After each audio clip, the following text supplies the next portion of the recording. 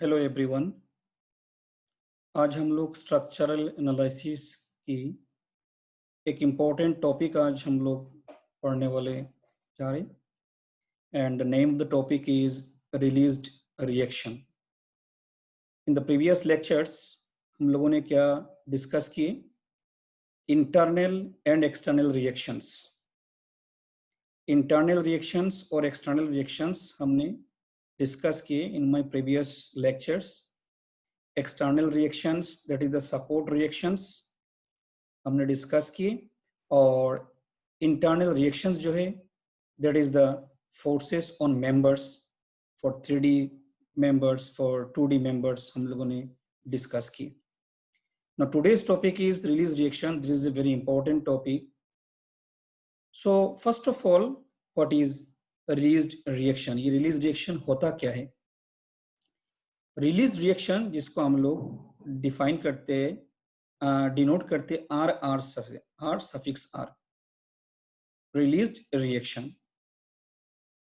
तो release reaction जब भी हम बात करेंगे तो रिलीज रिएक्शन, रिलीज करना, रिएक्शन को रिलीज करना, कौन सी रिएक्शन को रिलीज करना? We have the internal reactions, we have the external reactions. अब किस रिएक्शन को रिलीज करना? द फर्स्ट क्वेश्चन इज किस रिएक्शन को रिलीज करना? तो the answer is internal reaction को रिलीज करना। We will not release any external reactions. Internal reactions to be restricted according to the requirement of structure. Structure की requirement के हिसाब से हमें कौन सा internal reaction को restrict करनी है, उसको हम लोग रिलीज करेंगे। क्लियर? अब इंटरनल रिएक्शंस क्या क्या होती है वो हम लोगों ने भी डिस्कस किया पहले ही। इंटरनल रिएक्शंस एक्सियल फोर्स होती है, शेयर फोर्स भी होती है, बेंडिंग मोमेंट होती है, टॉर्सनल मोमेंट भी होती है। अब ये सारे इंटरनल रिएक्शन को इंडिविजुअली भी हम लोग रिलीज कर सकते हैं, और as a combination means axial force and bending moment को हमें रिलीज करनी है, और शेयर फोर्स और बेंडिंग मोमेंट को रिलीज करनी है, ऐसे भी हम लोग कर सकते हैं। और ये सारे हम लोग करेंगे by applying some special types of joints. कुछ स्पेशल टाइप ऑफ जॉइंट को इंट्रोड्यूस करेंगे स्ट्रक्चर की मेंबर पे in order to release the internal reaction. So this is all about the release reaction का डेफिनेशन क्या है, रिलीज रिएक्शन का काम क्या है, किस किस रिएक्शंस को हम लोग रिलीज कर सकते हैं। Okay, now I am taking examples or the case that is the release of bending moment. हम बेंडिंग मोमेंट को रिलीज करेंगे। अब बेंडिंग मोमेंट को रिलीज करेंगे कैसे? बेंडिंग मोमेंट को हम लोग रिलीज कर सकते हैं बाय यूजिंग और बाय अप्लाइंग इंटरनल हिंज। अब ये कैसे देखिए इंटरनल हिंज। 2D केस अगर है, मान लो आपने 2D मेंबर है, तो 2D मेंबर पे जो इंटरनल रिएक्शन है वो हम लोगों ने पहले डिस्कस किए। In case of 2D members, there will be 3 internal reactions, Rx, Ry and Mz. The Rx is the axial force, Ry is the shear force and Mz is the bending moment. तो ये 3 internal reaction है। अब इन 3 reaction में से ही किसी एक को या कॉम्बिनेशन ऑफ दिस रिलीज करनी है बाय अप्लाइंग इंटरनल हिंज। देखिए कैसे। अभी हमने बीम लिया, fixed beam, both end are fixed. इसके किसी भी एक पोजीशन पे मैंने एक हिंज लगा दिया, this is called internal hinge. Now internal hinge को इंट्रोड्यूस किया, अप्लाई किया, तो उससे क्या होगा? Because of the internal hinge हमारी जो बेंडिंग मोमेंट है, बेंडिंग मोमेंट जीरो हो जाएगी। बेंडिंग मोमेंट यहाँ जीरो हो जाएगी। बेंडिंग मोमेंट कैसे जीरो होगी? देखिए ये हिंज सपोर्ट है, हिंज सपोर्ट वर्टिकल मोशन क्या कर रही है? वर्टिकल मोशन पे इसका रिएक्शन आ गया, वर्टिकल मोशन पे इसका रिएक्शन आ गया। और क्या हो रहा है? इस मेंबर को हमने अलग किया, सेपरेट मेंबर कर दिया, तो इसकी क्या हो रहा है? हॉरिजॉन्टल मोशन भी हो रही है, हॉरिजॉन्टली इसका मोशन डिस्प्लेसमेंट हो रही है, मतलब एक्सियल फोर्स है मतलब एक्सियल फोर्स है और क्या है, और वर्टिकल वर्टिकल जो है हमारा रिएक्शन है। तो बट क्या हो रहा है, ये जो अलग जो मेंबर हुए ये रोटेट कर सकता है, ये मतलब ये मोमेंट प्रोड्यूस कर सकता है। तो बिकॉज ऑफ दिस मोमेंट हमारी जो बेंडिंग मोमेंट है, इंटरनल रिएक्शन का जो बेंडिंग मोमेंट है वो जीरो हो जाएगी। सो दैट्स व्हाई अब ये कैसे होते देखिए, सपोज ये एक स्ट्रक्चर है, हमने इस टाइप के हम लोग ज्वाइंट लगाते हैं, तो इससे क्या होगा कि ये जो ब्लू कलर देख रहे हो और रेड कलर देख रहे हो, ये दोनों क्या हो रहा है, वर्टिकल मूव कर सकता है, वर्टिकली मूव कर सकता है, हॉरिजॉन्टली मूव कर सकता है। ओके, वर्टिकली मूव कर सकता है मतलब क्या हो रहा है, शेयर फोर्स है, और अगर हॉरिजॉन्टली मूव कर सकता है मतलब एक्सियल फोर्स भी है। बट ये रोटेट नहीं कर सकता, ये यहाँ रोटेट नहीं कर सकता ये, तो इसका मतलब बेंडिंग मोमेंट जो है ना वो बेंडिंग मोमेंट है यहाँ। तो because of this bending moment zero, हमारी क्या हो रहा है, जो आर जो है, because of the internal hinge bending moment zero, but shear force is not equal to zero and axial force is not equal to zero।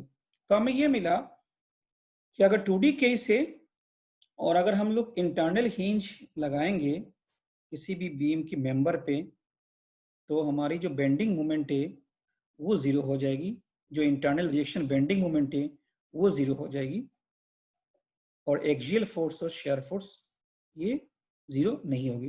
अच्छा, normally hinge का क्या काम है, नॉर्मली हिंज का जो फंक्शन है क्या है कि हिंज सपोर्ट में क्या रोटेशन परमिट करता है, hinge support permits the rotation, मतलब रोटेशन परमिट करता है। तो बिकॉज ऑफ दिस क्या हो रहा है कि ये जो एक्सटर्नल रिएक्शन जो आ रहा है, एक्सटर्नल रिएक्शन हिंज की वजह से आ रहा है, वो इंटरनल रिएक्शन ये जो बेंडिंग मोमेंट वो बैलेंस कर लेगा, तो इसलिए बेंडिंग मोमेंट जीरो हो जाएगी। इन अदर वे अगर हम सोचे तो the reason is this. Okay, तो नेक्स्ट मान लो कि ये 3D केस है, तो ये आर आर इजिकल टू 1 क्यों, आर आर इजिकल टू 1 इसलिए क्योंकि हमारी जो रिलीज हुआ, एक ही रिएक्शन रिलीज हुआ, that is the bending moment, so R R is equal to 1 है। अब 3D केस में देखिए, 3D केस में हमने डिस्कस किए थे देयर आर 6 इंटरनल रिएक्शंस। अब इसमें क्या हो रहा है, मैंने बताया कि हिंज, इंटरनल हिंज की वजह से बेंडिंग मोमेंट जीरो हो रही है, इंटरनल हिंज की वजह से बेंडिंग मोमेंट जीरो हो रही है। अब यहाँ 3 बेंडिंग मोमेंट है, एम एक्स भी है, एम वाई भी, एम जेड भी है, तो एम एक्स भी जीरो होगा, एम वाई भी जीरो होगा, एम जेड भी जीरो होगा, but R X, R Y, R Z will not be zero. तो इसका मतलब क्या हुआ कि 3 इंटरनल रिएक्शन जीरो हो रही है। तो आर आर की वैल्यू कितनी है, आर आर की वैल्यू 3 है, that is release reaction is equal to 3 हो रही है। ओके, अब ये जब इंटरनल हिंज लगती है मेंबर पे, इसको with the help by formula भी हम लोग इसको फाइंड आउट कर सकते हैं।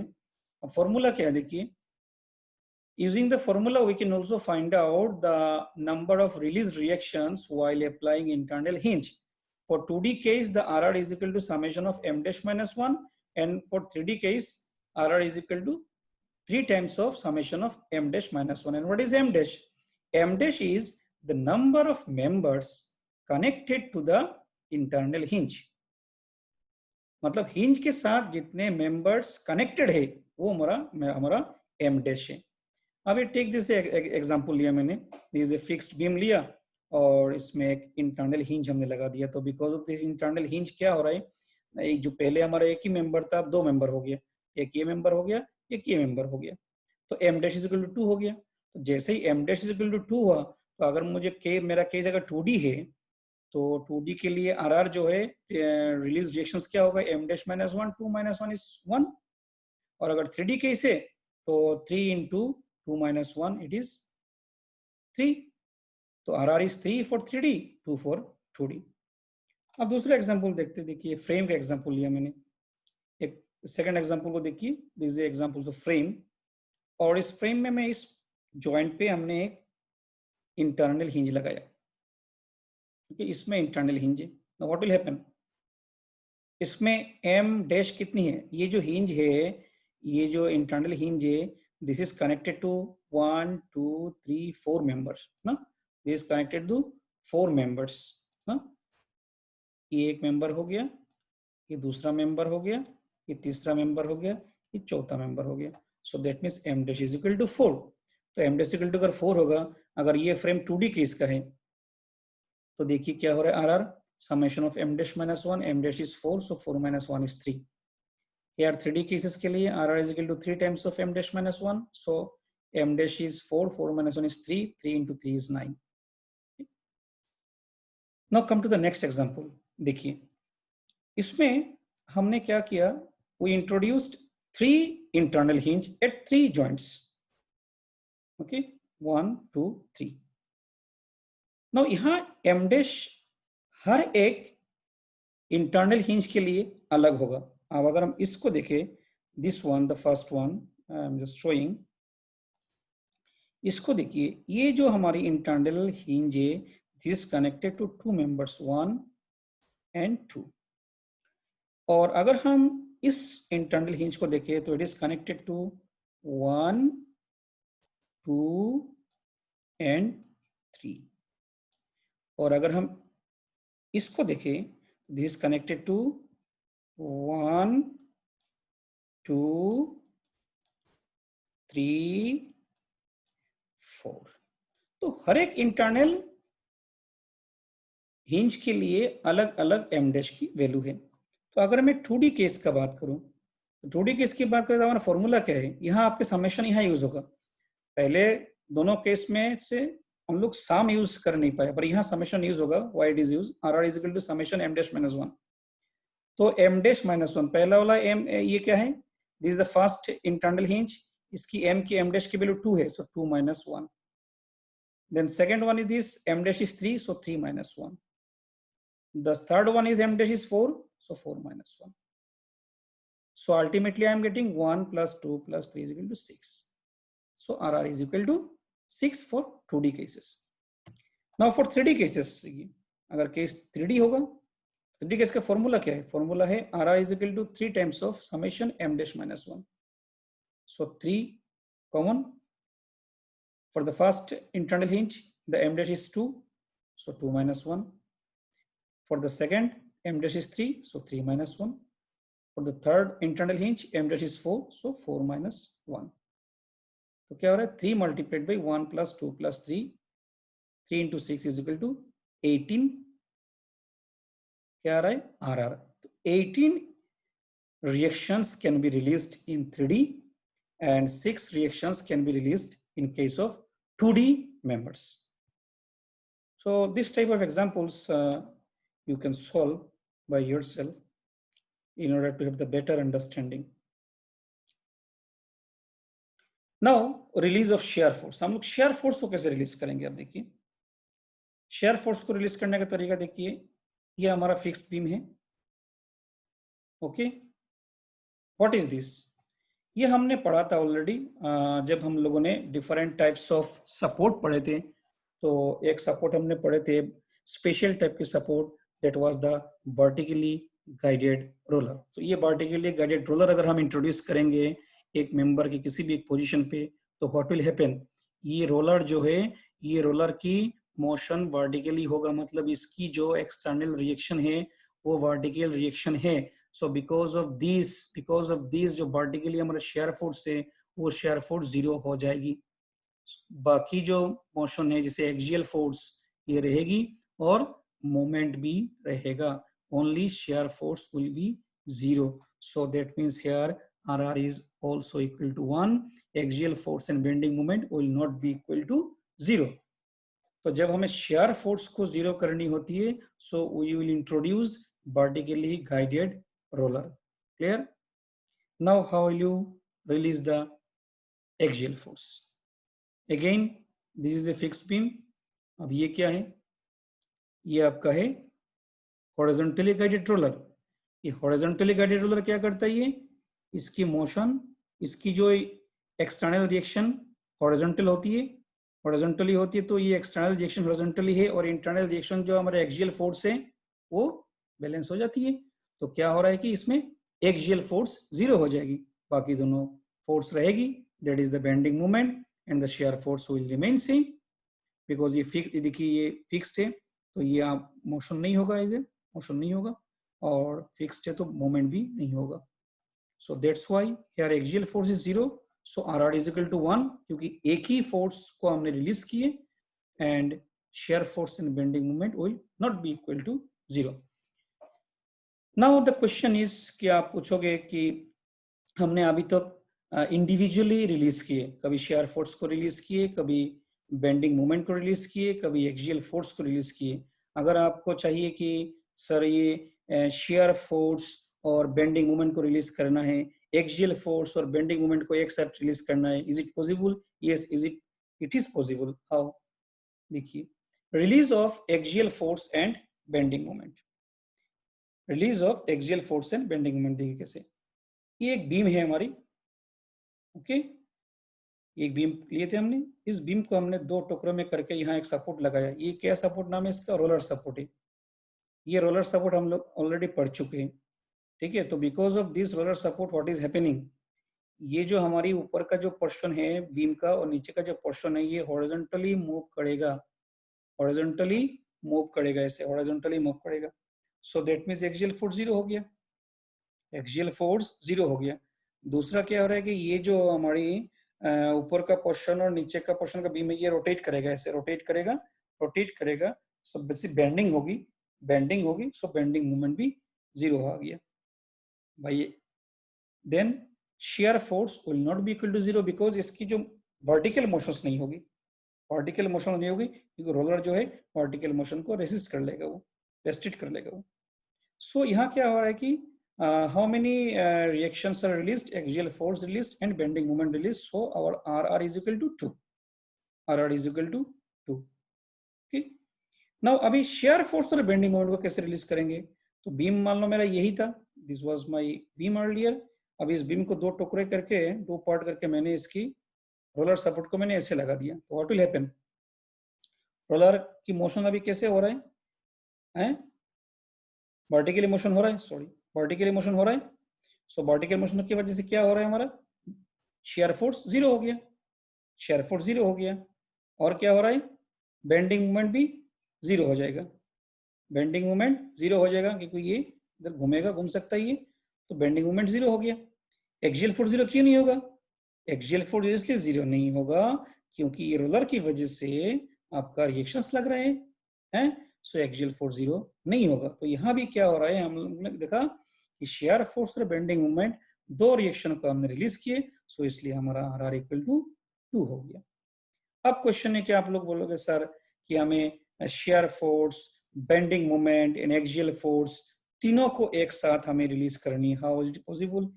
It is possible but normally we can do this. Practically हम लोग नहीं करते बट इट इज पॉसिबल.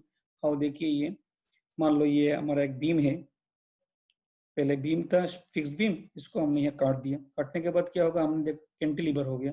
और जैसे कैंटिलीवर हो जाएगी, दोनों पर इधर कैंटिलीवर है, इधर एक कैंटिलीवर हो गया, तो क्या हो रहा है कि यहाँ एक्सटर्नल रिएक्शंस क्या आ जाएगा? एक्सियल फोर्स भी आ जाएगा, शेयर फोर्स भी आ जाएगा, बेंडिंग मोमेंट भी आ जाएगा, मतलब वर्टिकल हॉरिजॉन्टल मोमेंट आ जाएगा, मोमेंट आ जाएगा एक्सटर्नल. और इंटरनल रिएक्शंस भी यहाँ 3 है. तो क्या हो गया? बैलेंस हो गया, 0 हो गया. हाँ, तो AF is 0, SF is 0 and BM is 0. That is यहाँ RR इज इक्वल टू 0 होगा. But it is not practically possible, हम लोग करते नहीं. तो माय डियर स्टूडेंट्स, ये आज जो टॉपिक था ये इंपॉर्टेंट टॉपिक है, रिलीज रिएक्शन. इसलिए इंपॉर्टेंट टॉपिक है. अभी तक हम लोगों ने क्या डिस्कस किया? अभी तक हम लोग डिस्कस किए कि what are the different types of structures, कितने प्रकार के स्ट्रक्चर्स होती है वो हमने डिस्कस किए थे. फिर हम लोगों ने पढ़ा कि एनालिसिस पार्ट में आए. तो एनालिसिस पार्ट में दो analysis can be done in 2 ways. One is through the external reaction. और एक्सटर्नल रिएक्शन क्या था? Support reaction. तो हमने पढ़ा different types of support reactions पढ़ा. उस सपोर्ट रिएक्शन पे 2D के लिए कितने रिएक्शन आएगी, 3D के लिए कितने आएगी, वो हमने पढ़ा. इसके बाद हम लोग आए इंटरनल रिएक्शन. इंटरनल रिएक्शन का मतलब है जो मेंबर पे जो फोर्सेस हैं वो है. तो मेंबर की फोर्सेस इन डिफरेंट केसेस हम लोगों ने डिस्कस किए. देन हम लोगों ने आज डिस्कस क्या किए?